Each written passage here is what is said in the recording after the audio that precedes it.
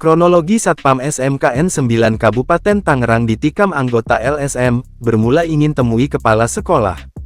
Polresta Kabupaten Tangerang melakukan perburuan terhadap dua anggota Lembaga Swadaya Masyarakat LSM Gerhana. Perburuan itu dilakukan lantaran dua anggota LSM Gerhana terlibat kasus penusukan dua orang Satpam SMKN 9 Kabupaten Tangerang. Sementara itu, Humas SMKN 9, Masyur pun menceritakan kronologi lengkap soal penusukan dan penganiayaan tersebut.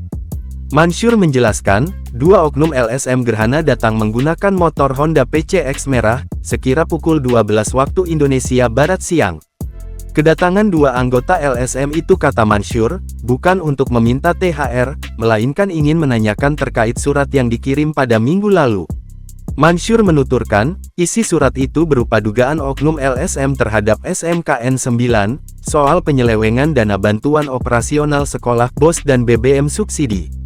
Bertemulah dengan saya waktu itu, dan oknum itu pun menanyakan soal surat yang telah dikirim, isinya bukan soal THR, tapi dua oknum itu menduga kalau SMKN 9 telah menyelewengkan dana BOS dan dana BBM subsidi, padahal itu tidak benar, kami saja tidak ada dana BBM subsidi, tambahnya.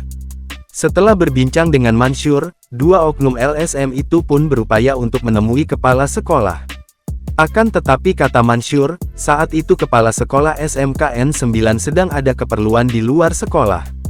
Mansur menjelaskan, berdasarkan rekaman CCTV, terjadi saling dorong antara korban dengan oknum LSM itu tepat di depan gerbang sekolah. Tak lama, adu pukul pun terjadi, hingga salah satu anggota LSM mengeluarkan senjata tajam dan membacok Karyono beberapa kali.